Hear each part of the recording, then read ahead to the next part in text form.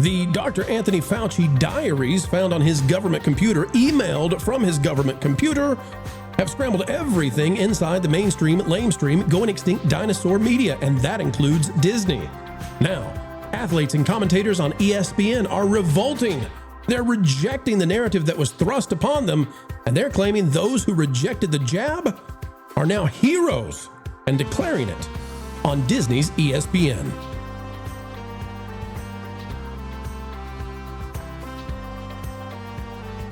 Hello folks, hello friends, welcome back yet again. You are the gigawatts that makes everything happen here on this channel. The dream to stream comes true because of you. So we say thank you, and it's an attitude of gratitude every time you decide to click on one of these videos. Let's get at it, click the like button, and off we go.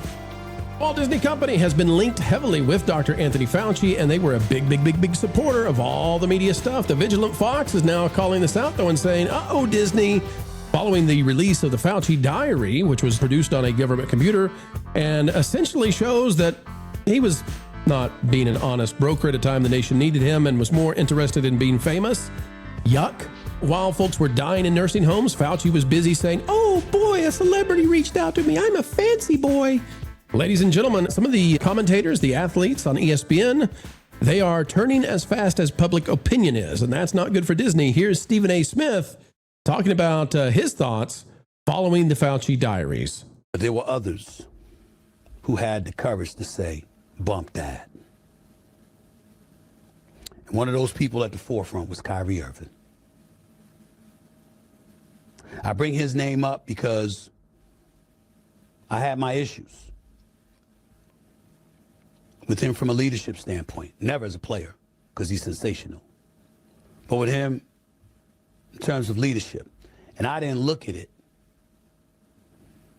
as being courageous. I looked at it as being selfish. And I watched Dr. Fauci on Capitol Hill yesterday. And the person I thought about most was Kyrie Irving. Kyrie Irving stood out in my mind because of the heat that he was taking. And now folks were piling on because that was just the latest transgression in their eyes that he was committing and subjecting the public to. He refused the vaccine. New York City's mandate made him ineligible for home games. And he linked his stance to people losing jobs over vaccine mandates. In my opinion, particularly hindsight-wise, it didn't make him stubborn or selfish. It made him brave. Wow. Wow. Now, we're pulling this from SiriusXM. Hopefully, we are okay. We've covered some stuff lately where the big companies come after us. But Stephen A. Smith, who is a household name on ESPN, calling Kyrie Irving essentially a hero. Now, I'll tell you, no athletes came to my mind, although many athletes, some, were brave about all this. What came to my mind were people who died in nursing homes alone because their family members were not allowed to come see them. What comes to my mind is Dr. Fauci in his diaries writing about him having a cardiological event after taking the jab and then never saying that publicly and telling everybody it was completely safe and all that kind of stuff. I'm not going to weigh in on whether it is or not. I'm not going to take a position. I'll just tell you that Fauci in his diaries did take a position, and it wasn't the same as his public position. And that's why people are losing their minds. If we look at this from @Amuse, it's not just Stephen A. Smith. Aaron Rodgers on ESPN. We'll play a brief clip. Like 5 seconds is all we can take a risk on playing because they're out to get us.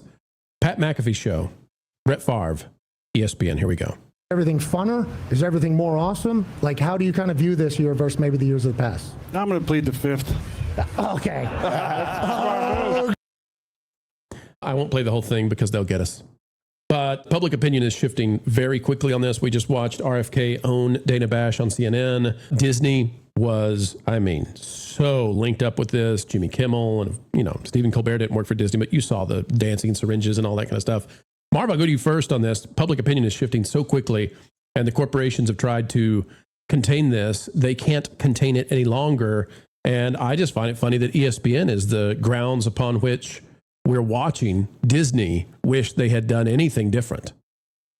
Well, the thing with ESPN that you have to look at is the fact that a lot of the guys who are analysts on ESPN are former athletes.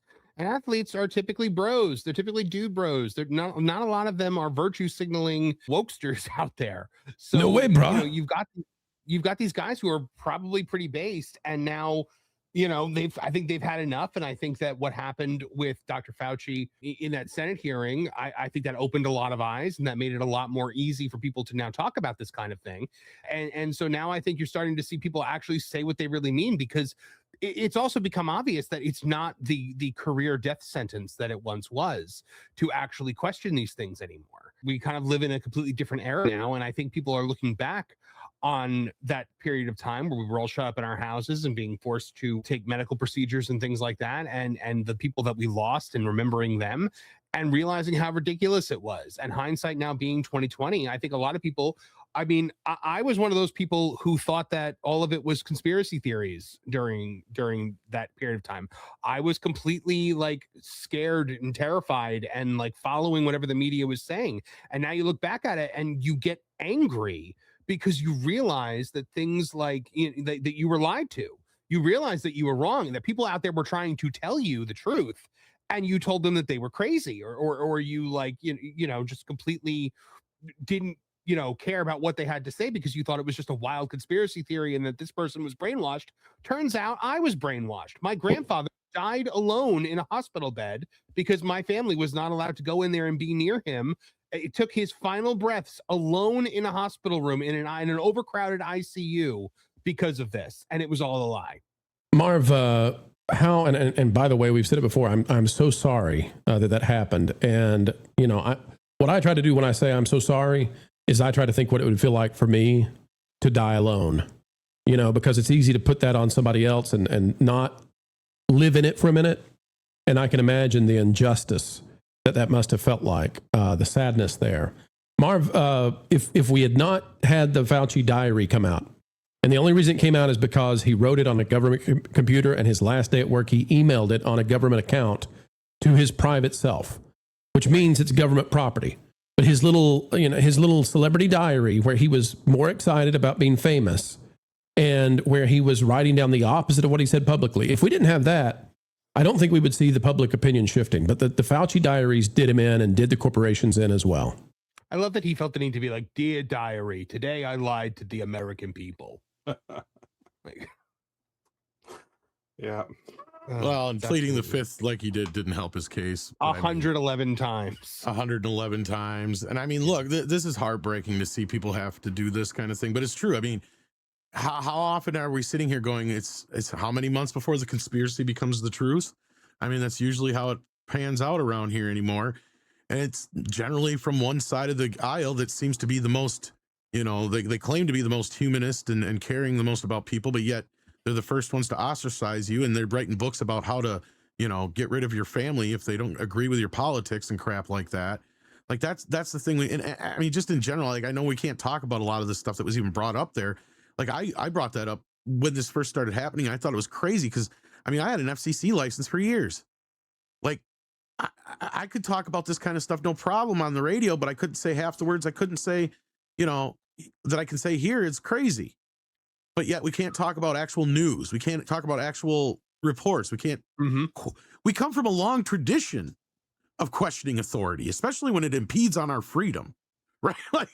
Like I mean, we're built on that whole idea, right? Like it's like we don't like kings. We don't like people telling us what to do.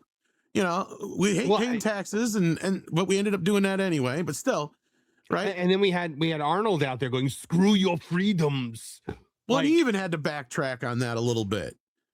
So it's at the end of the day, we've seen this happen in front of our eyes, and then to have the American people get to see that live on screen, and the amount of people that have been cut out in support of Fauci after this thing has been just revolting. Yeah, right. That's the one I've been shocked at. Yeah. It's like you got to get to a point where it's like certain times somebody's got to wake up and finally go like enough's enough. Like even if it wasn't for the COVID stuff, the puppy stuff should be enough. The AIDS stuff should be enough. This guy's legacy is he is a horrible person. That's the best thing I could say on a PG rated show. Well, I mean, Andre, what was it like in Norway during all this? Was it the same? I will say that we actually got up really, really lightly. I'm not going to sit here and pretend it was anything worse. I was just witnessing that basically democracy and freedom came to an end in Southern Europe and in the US. It is my assessment. Parts of the US. Yeah, parts of the US. Because it operates like little mini countries, yeah. Yeah, but parts of the states, it was so horrible to just see 1984, the novel, being played out live in front of our eyes. And I think that this hearing was really, really important. But what I wish is that we haven't had the reflection that's needed, because we have Marv, and massive kudos to the clip we saw earlier of the guy who comes in and he apologizes, realizes that he was wrong, but we need much more of that. And what we really need is an admission from the media or someone pointing out that, all this stuff about disinformation and stuff like that, well, who were the biggest merchants of disinformation? It was the World Health Organization. It was everyone who was forced to censor themselves at their behest. It was all the mainstream news, and all of those like little warnings that came on this platform whenever you happened to broach the topic and you were to read more. What you read was disinformation. Mm-hmm. Isn't that amazing? For the most part of fake. Every time one of those tags came up, it was. Mm-hmm. Yeah, and what I think is so horrible is that there has still been no kind of, I'm looking for the right word here, no kind of like settlement of that. No kind of like accountability for it. The people who are responsible, the people who did it, for the most part, they walk away scot-free, pretend like nothing. And the evidence of that is all of the people who are supporting Fauci. Fauci may be one of the worst scientists who ever lived. Yeah, very few people in history has been as bad for scientific progress as Fauci. Looking back, I think the reason why we to this day do not have an effective treatment that ends AIDS once and for all is because of Fauci. I'm convinced that if you were to go back to if someone were to go back to the very beginning and just ignore everything that's come out since, go back to the very beginning, maybe they'd be able to crack it. I don't know that for certain. But what I will say is that I was tremendous, just having looked into it for like fun, I'm tremendously unimpressed with the science that was done to combat the AIDS virus. Andre, I've played this before. I've got to play it again because of what you said. I want people to see who the media latched onto as the expert, okay? A man of tremendous shame. A man who should have never been in his position after the things he had done with the AIDS epidemic. And folks, watch this and think about the innocent people who had transfusions in the 80s and 90s before we understood what AIDS was, and of no promiscuity. They had AIDS. And this guy who would show up 30 years later and torment us all again, this guy was telling people, don't be around people with AIDS. Don't let your kids go near them. They can pass it through the air. Here's Dr. Fauci back from the 80s, 90s on ABC News. Hey, Disney, looking at you once again. Safe from the disease. This brings in the implications that there are other ways, just plain close contact. And given the long incubation period of this disease, we may be starting to see, as we're seeing virtually as the months go by, other groups that can be involved. And seeing it in children is really quite disturbing. When you say other close contact, give me some examples. Well, for example, if the close contact of a child is a household contact, perhaps there will be a certain number of cases of individual who are just living with and in close contact with someone with AIDS or at risk of AIDS, who does not necessarily have to have intimate sexual contact or share a needle, but just the ordinary close contact that one sees in normal interpersonal relationships. By the way, this is why Michael Johnson had to quit the NBA. Magic Johnson, you mean? Magic Johnson, sorry. Yeah, Magic Johnson had to quit the NBA. And this Ryan kind of stuff. White had to deal with a lot of crap because of that stuff too. And Ryan White, if you don't know, was the kid who was the one who got AIDS from transfusion when he was like, what, 8 or 9 or something like that. Yeah. So Fauci, this is the guy they deified. This is the guy they gave sainthood to. You could not debate him. He was the science. Yeah. Not only Horrible that, guy. have you seen the movie Dallas Buyers Club? It's a great movie. And also Jared Leto is fantastic in it, in a career best performance as a gay trans of the 80s, and he's amazing in that role. Only goes to show that that's a guy that needs to stay with like original artistic fare. So basically it's about Matthew McConaughey, who is playing a real life character who does everything he can to get rid of the AIDS virus or just to live. And it takes place in like the late 80s. When the cure, the Fauci cure, is a drug called ACT, and it's a drug that'll kill you faster than the virus, right? And basically, the villain of that entire movie is Fauci. I'm afraid we let a sociopath run the world for a little while. And we did, and there were many, many more sociopaths there, and then we shut down anyone who was of sound mind. That was the media. Anyone who was right. And actual science was ignored in favor of the science. Even to the degree of these companies, these media companies like Disney and former Twitter before Elon bought it, removing sitting presidents from social media. Again, it was a period where democracy literally died in large swaths of Western world, including many states in the US. Well, Disney, now you get to live with it because it looks like there's revolt happening on ESPN, and that's just the beginning. Public opinion is shifting quickly. I really hope so, because honestly, I feel like some kind of reckoning is needed for this. Even in individual families, where those that follow the news, who were lied to and who were deceived, also need to come to terms with they were told wrong. And they banned their family members. Yeah, and they acted in completely inexcusable ways for it. And they are in the wrong. You know, one of the greatest things we get to do each and every day is speak out and reach out to folks who don't know how entertainment works. And frankly, we think entertainment matters so much. It's why we do what we do. And you can help us send this out to even more folks. Click that like button, share, subscribe, and drop a comment down below. And wouldn't you know it, folks, we're even on Patreon. It's www.patreon.com/WDW Pro.